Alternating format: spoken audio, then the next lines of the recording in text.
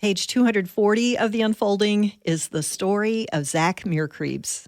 It felt like Jesus was in the room. 15 days later, we had probably 60 to 70,000 people had come. The world had arrived. Thousands of people had come to Christ. People had been healed. My faith will never be the same. My life probably will never be the same.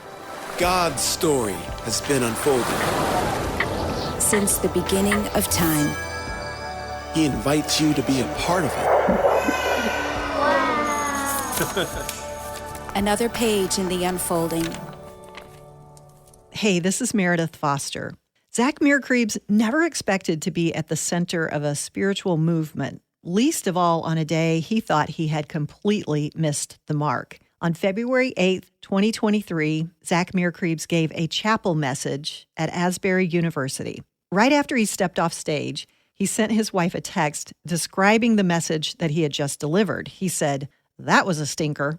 But just a few hours later, he found himself in tears, recording a voice memo telling her to pack up the kids and come quickly. Something was happening, something neither of them could have imagined. What followed was 16 days of nonstop worship. No celebrity headliners, no flashing lights, no big productions, just students and strangers, tens of thousands of them, gathering together in the presence of God.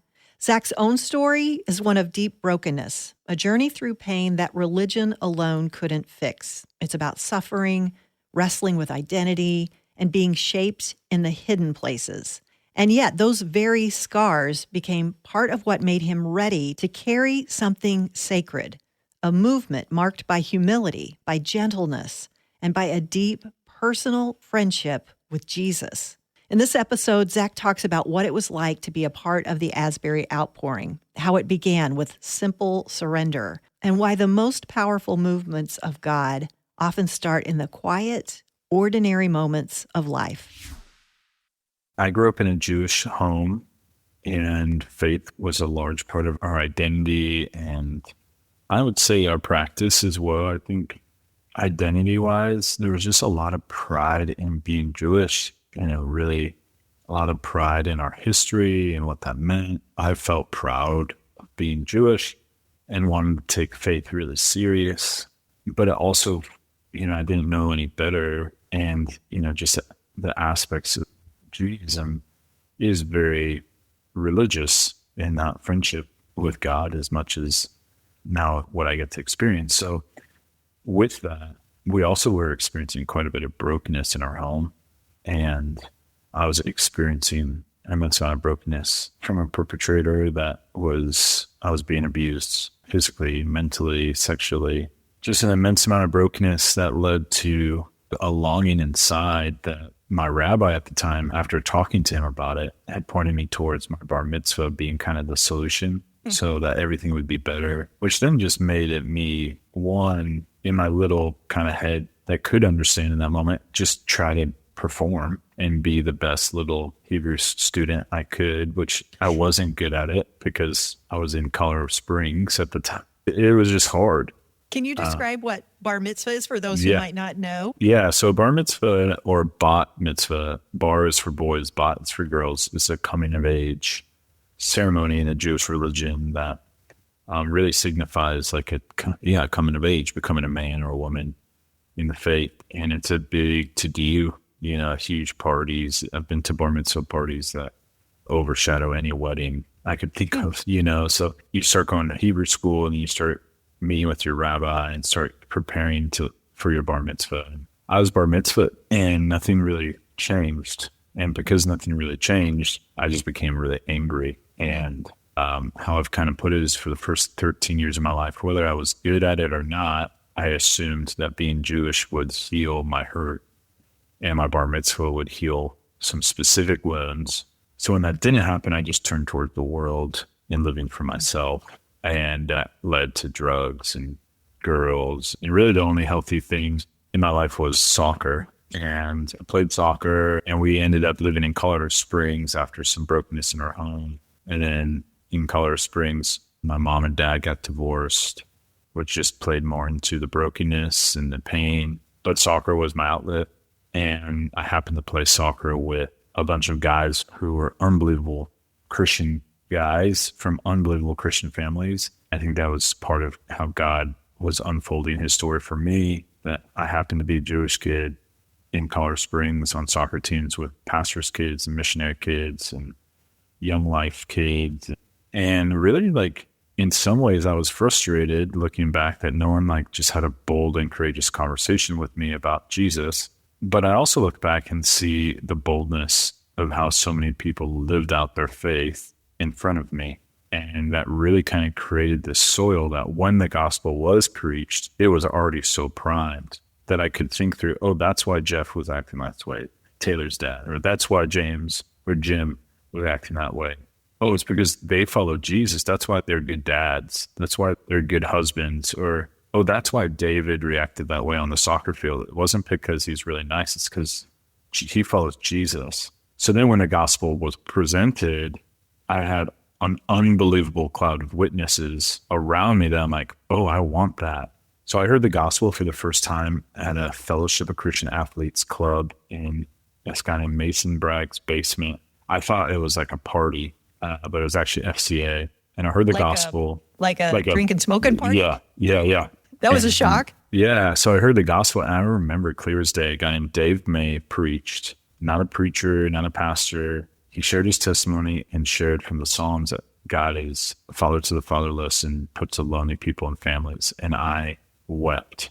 I remember just like weeping uncontrollably. It was the first time I've ever heard a worship song. I can tell you exactly what worship song it was. Wow. It's called Beloved by Enter the Worship Circle. Back then it was like Enter the Worship Circle was djembes and acoustic guitars, but Beloved, I was listening to that song, hearing Dave May's testimony, hearing that God is father to the fatherless. He places lonely people and families. I'm weeping, and then something clicks in my hand, and I'm like, oh, I've been warned that this is going to happen. So I shut off everything and like got out of that as soon as possible. Warned like these Christians are going to come after you kind of thing? Oh. So then I hid from like all my Christian friends until I couldn't stand it. It was like months. I couldn't stand it. I called my friend Jeff Taylor, now an awesome godly businessman and elder of a church in Denver. And I said, meet me at Starbucks. I have a bunch of questions. Wait, how old were you when this was going on? 15. Oh, my. 14, because I gave my life to Christ when I was 15. So Wow. 14, and I remember clearly asking all these questions. I asked him for a Bible, and I asked him about my mom. I asked him about hell, and I asked him about Hitler. Wow. Those are like the three questions. Because what I was like, okay, so you're saying that the people I love would go to hell. You're saying that hell is real. You have to follow Jesus not to go there. And then my question was, and you could wrestle with this theologically, but that's not where we're going, are you saying that the cross is so powerful that Hitler could be in heaven, possibly, if he gave his life to Jesus at the very end or something like that? You came out with big questions. Yeah. Mom, Hitler, and hell. Like that's a trifecta. Jeff was an unbelievable, godly freshman in high school that stuck to his guns, stuck to the word, and it was a confrontation. He pretty much just put the ball in my court and said, this will have to be a decision you make. That started about a year journey with lots of ups and downs and lots of questions and a lot of beauty that I gave my life to Christ November 29th, 2006. And I remember it clear as day because the 30th was a snow day at school. So I went for a walk. It was about a year of wrestling. And I remember like the whole city, my whole neighborhood was covered in white. And it was this like prophetic image of everything was new. And I just got lit up. Like I gave my life to Christ and immediately was like, this is not good news. This is the best news. How the heck have I not heard it? I need to tell everyone. And that zeal led me to the mission field. That led me to a lot of fun ministry early on and a lot of pushback too. I was going to ask that would be going completely against your family, right? Yeah. And what was that like? Yeah, my mom is heroic. My mom, at that time was really a single mom raising two boys, me and my big brother. And she had to do the dance between loving her son and knowing that her mom and her brother, the family, would be so upset. She did her best, but it was very hard and very painful. I was a teenage boy and she was doing her best. So I had these other amazing families rally around me as well, Christian families that started pouring into me, discipling me. definitely pretty much everyone else in my family besides my mom. It was very, very painful, very difficult. But yeah, gave my life to Christ in high school and jumped into ministry pretty much immediately. Did you have a sense very early on that, like vocationally, that this was going to be really? It was like the That's day. so interesting. It was like the day I gave my life to Christ. It was like almost instantaneous. Like, why wouldn't I spend the rest of my life with the best hours of my day? Wow. But, I think like I ended up going to college and studying art education for a couple of semesters because I was afraid of what it meant until my professor in college told me, you're not going to get hired at any public school. You talk about Jesus way too and then I remember he literally had invited the youth ministry professor to meet us that day. I'm like, you honestly should probably talk to Professor Alcott. I was like, oh. Where did you go to school? I loved college. I went to Indiana Wesleyan. Okay. And they were great. So transferred to that. But I was in a lot of pride, honestly. Was really frustrated in that initial ministry courses because I had this story and I had this deal and we had to go. We needed to do something. And so I actually dropped out of school and spent about a year and a half just diving into kind of an apprenticeship in ministry. And during that time, realized that I probably need to go study the Bible and theology and grow up a little bit. So I went back to Indiana Wesleyan and finished there. So you've written a book called Lower, and it talks a lot about pride and humility and the crucible in which that kind of humility, like Jesus, gets forged in us. One of the things you talk about in the book is the season of being a part of the soccer team. Mm-hmm. That was in college, correct? Yeah. Soccer was this huge part of my life. It's still a huge part of my life. It was how I ended up at Asbury. I was a volunteer coach. I love soccer, but I was never like the best player. But I wanted to be involved with soccer in college. So going into Wesleyan, a lot of my friends were playing on the team. Simply ended up I was not good enough to play there. But I think with some of my immaturity, not really self-aware that I wasn't capable of doing that, I ended up being the laundry boy of the soccer team, which was a quite frustrating, humbling thing at first. And there's so many stories, but God really met me through that. And I really fell in love with the idea of serving people that I love. And when you're like wishing you were playing soccer, but now you're like scrubbing their underwear. But just finding myself in a season of praying over jerseys, scrubbing shorts. But the Lord really taught me about humility and service. I think the first real like crucible moment, pressure cooker was that season of being a laundry boy. There's been many since, and there's aspects of that growing up and suffering, suffering you realize, or hopefully suffering dealt with well would produce humility. But yeah, that season of being a laundry boy. And a couple months ago, I got to go and speak at Indiana Wesleyan. And I went back and took a picture of the laundry sheet that one day I had to climb through because I couldn't find my keys to the laundry room. So that was a cool moment of like, man, God's good. Yeah. So you went back to school. You knew you were going to be in ministry. What did you do once you graduated from school? And where along the way did you meet your wife? Because she seems like she's been such a huge part of your story. So we met first day ever in college. Wow. Yeah, but I was still bad news, honestly. In what way? What does that mean? I still hadn't really like given everything up when giving my life to Christ. I'd given my life to Christ and gotten very passionate about Jesus, but had not given up some of the things of this world. So I was still messing around and kind of feet in two places. I was zealous for Jesus and zealous for evangelism, but also living selfishly with relationships and things like that. Mm-hmm. And Kristen was wise enough to smell that. Yeah. So she was a really good friend. And I remember even in my head being like, that's the kind of girl I should probably end up with. But I had just been living for my flesh a little bit too much. So dropping out of school, that during that season was really when I owned my faith and grew up a lot during that time. Mm-hmm. And then during that time, Kristen, or who I call KP and I started dating. And then, graduated. She graduated to become a nurse.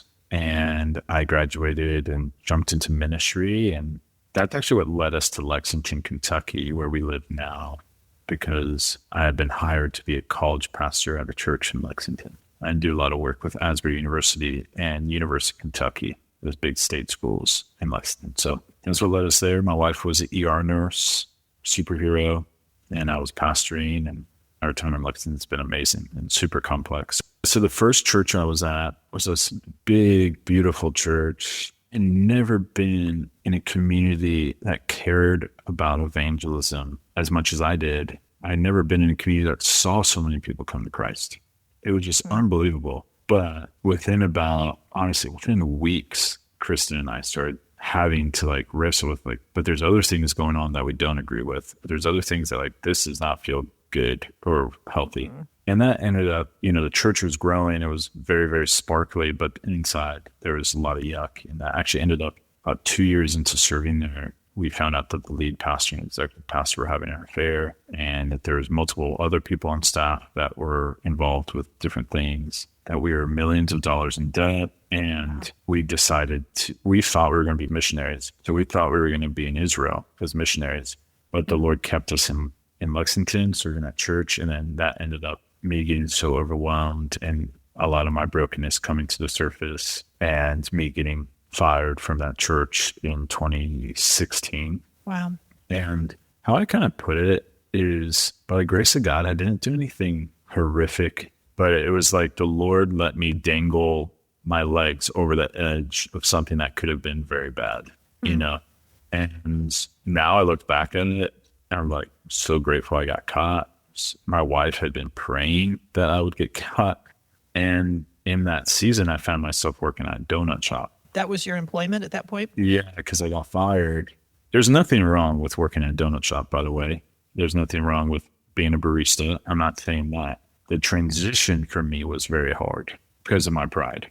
And I, in my brokenness, probably did see, well, I used to preach and be on stages, and now I'm making lattes. What am I doing?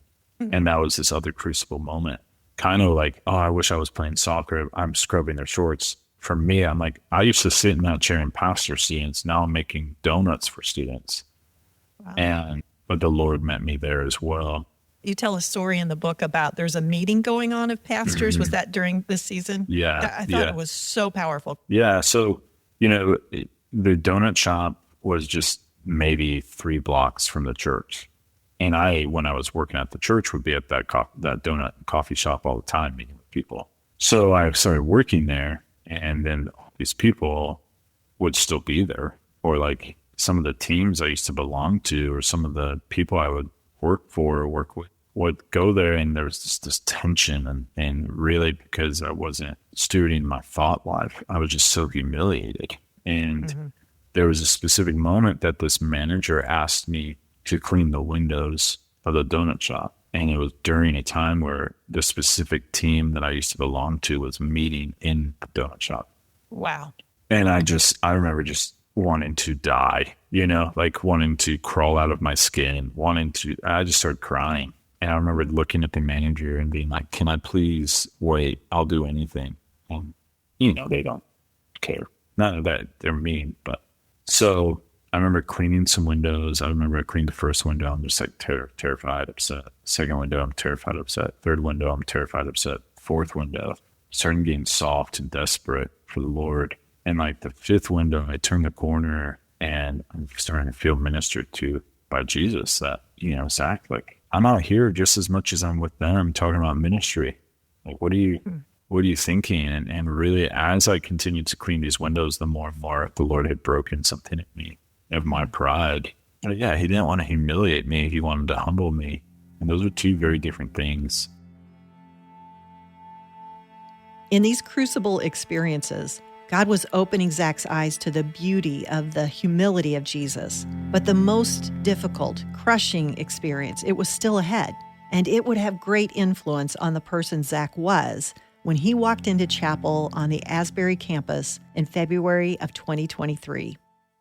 I think we misunderstand that often. We think we have to be humiliated to be humbled. But Jesus isn't in the business of humiliating us. He is a humble Jesus that we can go there with him. So that season really prompted my next season of ministry, where I completed my restoration process and went through counseling and all this stuff that then the denomination asked if I would plant a church. And that was difficult. I don't know if I would do it again, because we were planting relatively we were in the same city I had been before. That was pretty difficult, but the Lord really moved through that church. That was a really sweet season. And I did that, planted and pastored that church for multiple years.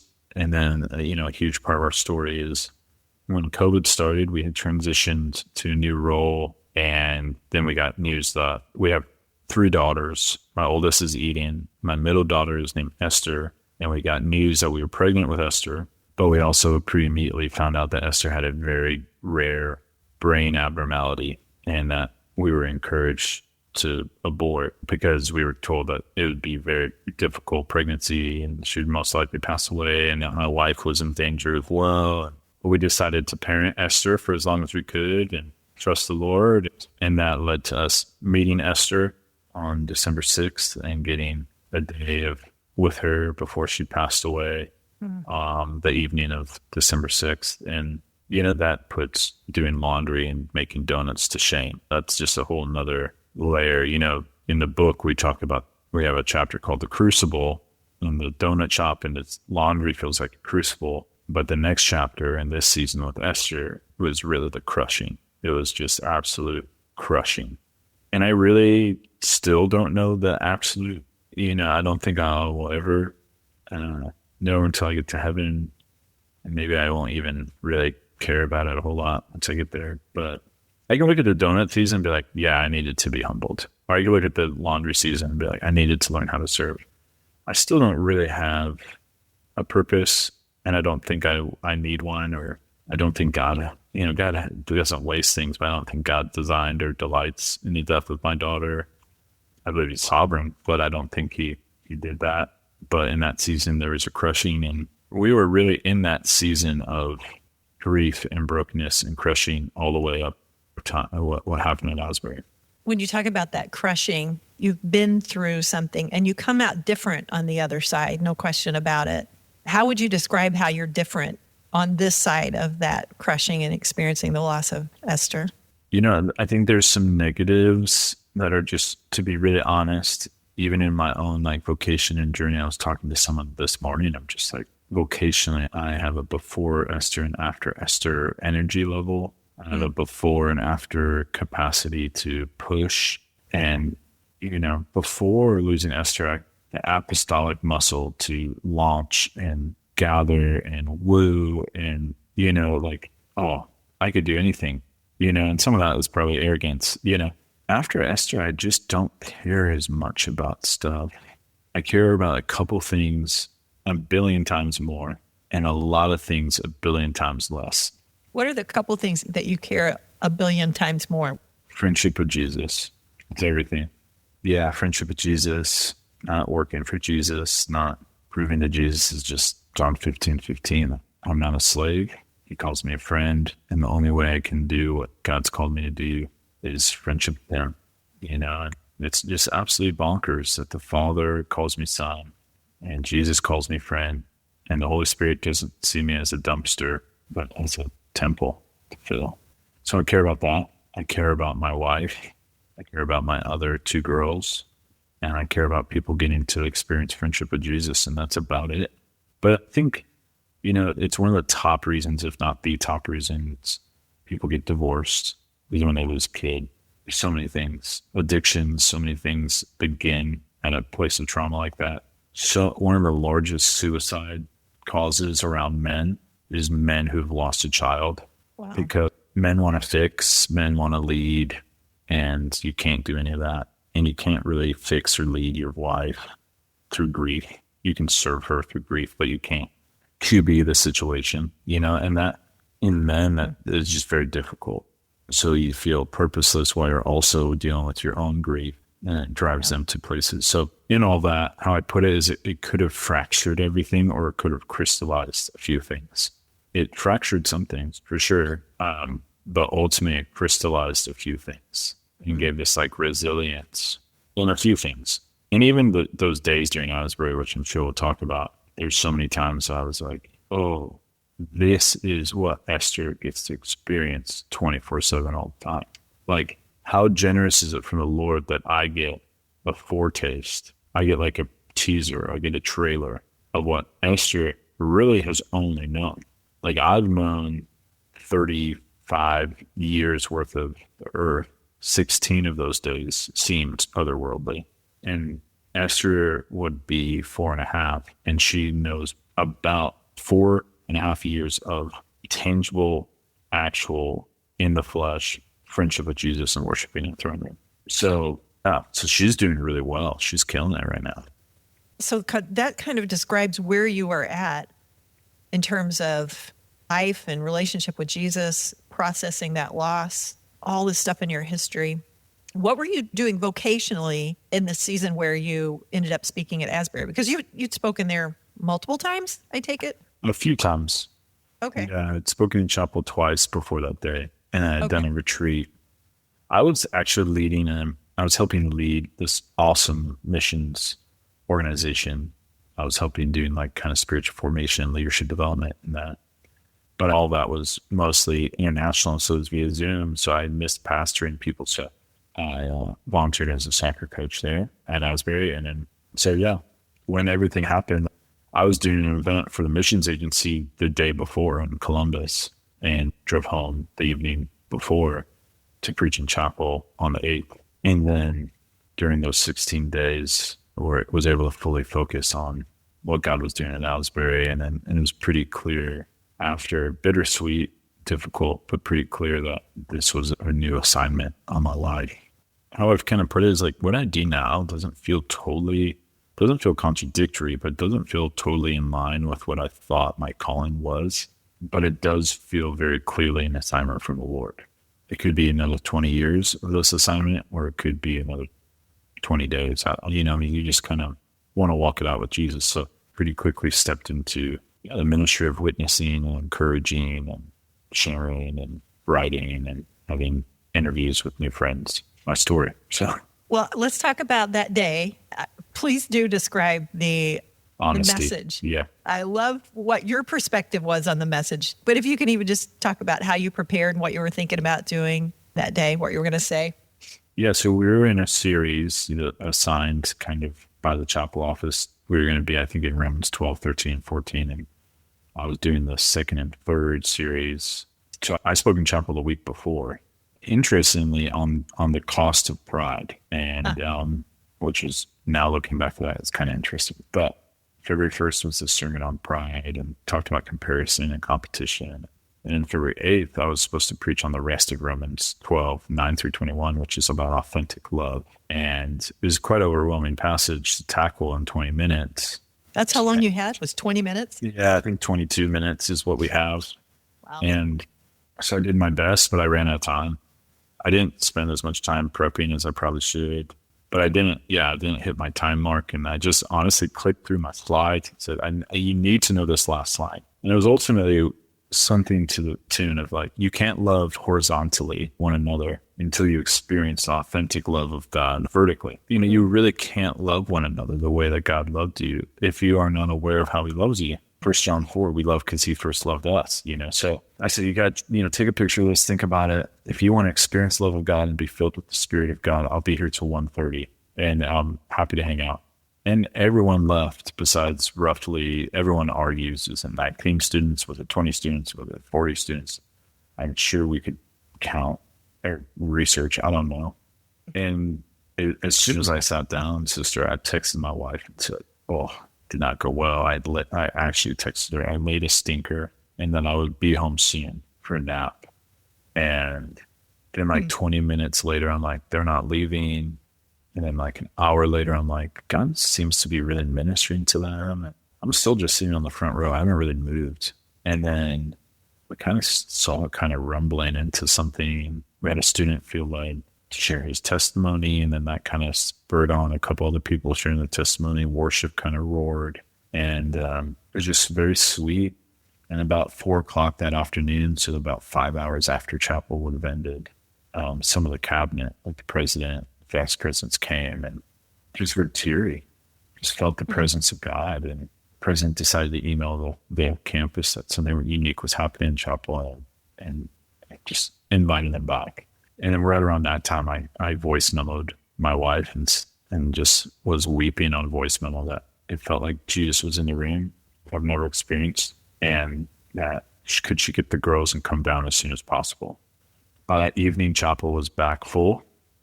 Seminary students from across the street had come. People from a neighborhood had come. Was it worship? Did you speak again? Did any? Yeah. I spoke again that evening.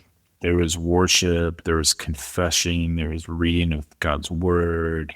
Wow.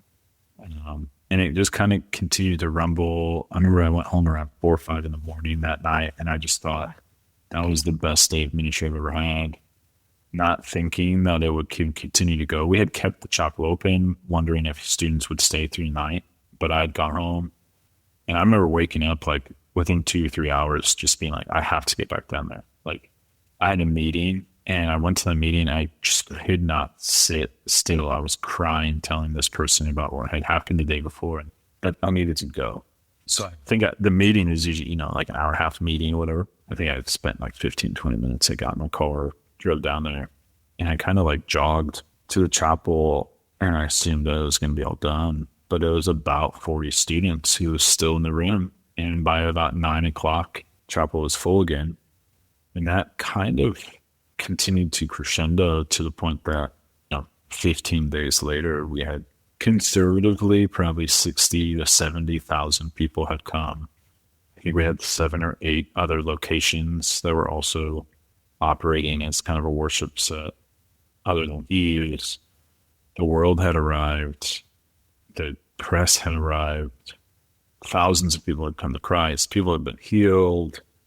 My life, my faith will never be the same. My life probably will never be the same. And we could spend the rest of the time telling stories. But Tell one story that's maybe one of your favorites. yeah, something that is just real honest and raw. Part of my story is like early on in my life, I experienced sexual abuse. And I had actually shared about that in this original sermon. And it was interesting because that sermon had spread so wildly over the internet. Tons of people then knew this part of my life, which, I openly shared this part of my life, but never thinking that millions of people would know it. Right. So a unique part of my ministry during those 16 days was, it's really taboo for men to talk about sexual abuse. Men who have been abused by men, for sure, because there's a fear of what that means. It's taboo. So it was very unique, the amount of men who had come to me during those 16 days, sharing that they had also been molested or whatever it was. And there was an older pastor that came to me, and he could barely walk. He could barely hold it together. And he had shared with me, he said for the first time ever, he shared this. He'd been living with it forever, that his first ministry job, an elder in the church had sexually molested him. But it was like the head elder, and he didn't want to lose his job.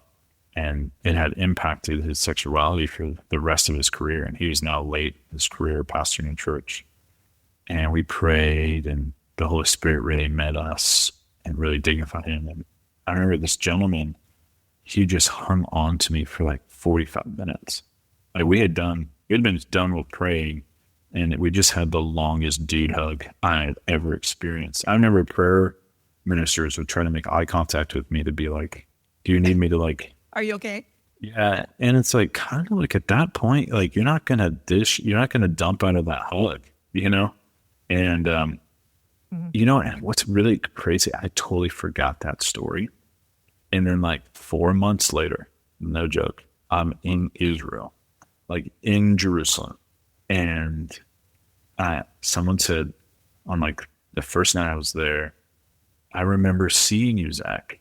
And I remember seeing you at the Outpouring. I hadn't met this woman until I was in Jerusalem. She said, I went there, and something that stood out to me is you hugged this old man for like an hour. And I'm sitting there at dinner, and I'm moved to tears because I'm like, I had totally forgotten about this dear man. And we kind of like, it's kind of awkward. Like, I was like, yeah, I guess I did hug that dude for an hour, So then this is even crazier. I then go to the event I'm speaking at. And I'm speaking in Israel, which is so significant to me. And I get tapped on the shoulder. I turn around, and it's the dude. No joke. It's the dude. And what's so crazy, though, is if that woman didn't say something, right, the night before, I don't know if I would have honored that man in the hotel lobby. Wow. Maybe I would be like, oh, man. Because what's sad is I did meet a lot of people during the outpouring, and I wish I knew everybody and remembered everybody, but but because she had prompted me at dinner, I had gone back to that memory. He taps my shoulder, and I turn around, and I just start weeping. And he starts weeping. And it turns out he lives like an hour away. And like an hour away from where I live now. And In Kentucky. In Kentucky, but he was in Israel for the same event. How bonkers is that? This is wild. How? By the grace of God, not to be inappropriate, but like by the grace of God, he's like testifying of healthy sexuality. He's testifying to like new levels of intimacy with his wife. And Wow. I'm like, praise God. Because when you hide those things, it was very difficult and a place of shame. And now he was free and experiencing life and vibrancy, not areas of life. And just it's so cool. Unbelievable. Yeah. Wow. Incredible. Things we haven't talked about. And if somebody hasn't really researched or followed what was happening at Asbury, is that it was markedly different than many outpourings that have happened. It just in humility is probably the best one word that you can use to describe it. There was nobody famous on the stage preaching. When I walked in, I loved that there was literally stripped down worship. Did they have projection screens with words on it? Maybe they did. Was there anything? I was trying to think if there was anything. It was just and even the worship band. band, the worship band purposely decided to just pretty much be like hanging off stage. It wasn't front and center. There Even was like nothing the president stepping up and saying, "Hey, I'm Kevin. I work here," and all of us are like, "Yeah, you're kind of the president." But it was very beautiful, and that is the thing, right? Is when we're talking about the manifest presence of God, right? God is always present. He's in your studio. He's in my office. But there's moments of his manifest presence where you're like, and it's a more charismatic concept, but there is times where you're like, I feel like I could reach out and give him a hug. I think we experience his manifest presence for 16 days. And what he manifested in some of these moments of revival and outpouring, which is, I'm not really like an expert, but in what I've learned in the last 2 years, there was manifest presence that would be very demonstrative. His joy was so present in the room that there would be like holy laughter or dancing, or his power was so manifest that people would be healed and knocked out, or whatever. It was his character. It was his kindness was leading people to repentance. Friendship was being poured out. You'd have people that have no clue who each other were. They were like just visiting with each other. Loneliness was gone. And his humility, the fact that he was drawing so near is because he's humble. If he wasn't humble, he would not draw near to us. But he was drawing near, and we were experiencing him in such a way. It was like the fruits of the Spirit were ripe enough that you could taste it, smell it.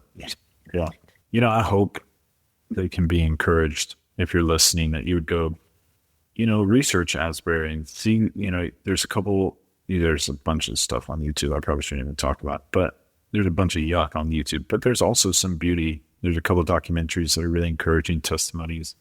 There's this resource that we've made. It's totally free. We don't make money off of it, but in fact, my friends did it, called Awakening Library. The Awakening Library has, I think, 12 short documentaries on different topics. It's awakeninglibrary.com or org. But I hope they're encouraged. We wrote this book called Lower that everyone wanted me to write about Asbury. It is about Asbury, but it's ultimately about Jesus' humility and my story. And I'm not stating that I'm humble. I'm not arrived, but I have seen something about Jesus that's worth chasing, and that's his humility. And it seemingly has promises for us when we humble ourselves.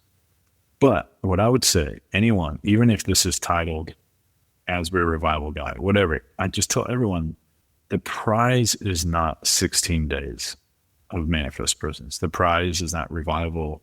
The prize is not coming out with a book. The prize is Jesus. And if you are in Christ, you already have the prize. So if you're listening, you have the prize. Delight in him. Enjoy him. Enjoy friendship with him. Long for him to move in your midst. Long for the Spirit to fall in your church services, among the youth and the college campuses you're near. Whatever, pray for it. You already have the prize. He doesn't call you a slave. He calls you a friend. And that is the best news in the world. And I hope you get 17 days of manifest presence as well. So that's what I would end with. You have the prize, and he's Jesus. 9 days into the outpouring at Asbury, I jumped in a van with some friends and I made the trip to Wilmore, Kentucky. While I was there, I had the chance to talk with students and with people who traveled from all over the world just to be in that space. I shared their stories in 2 special episodes of The Unfolding, and if you haven't heard those yet, you'll find the links in the show notes. One of the things that struck me most while standing in Hughes Auditorium was just how simple everything was. The worship, the messages, the atmosphere, nothing flashy, and yet it was deeply powerful. Refreshing doesn't quite capture it. It felt like water in a dry and weary land. At the core of it all was something profoundly simple: friendship with Jesus. That's what we're longing for. And listening to Zach Meerkreebs' story, his background, his heartbreak, and especially the loss of his daughter Esther, you begin to see how God used those moments to clarify what truly matters for him. For Zach, friendship with Jesus isn't just a part of his faith, it's the foundation.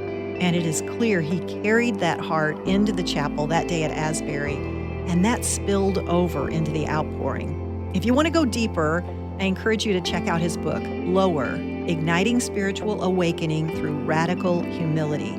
You'll find it, along with more about Zach's ministry and how to invite him to speak, at zachmeerkreebs.com. You can also find a link there to the original chapel message that helped spark the outpouring. And if you're hungry to see a move of God in your own community, visit awakeninglibrary.com. There you will find documentaries, testimonies from Asbury, and a wealth of free resources to help cultivate spiritual awakening right where you are.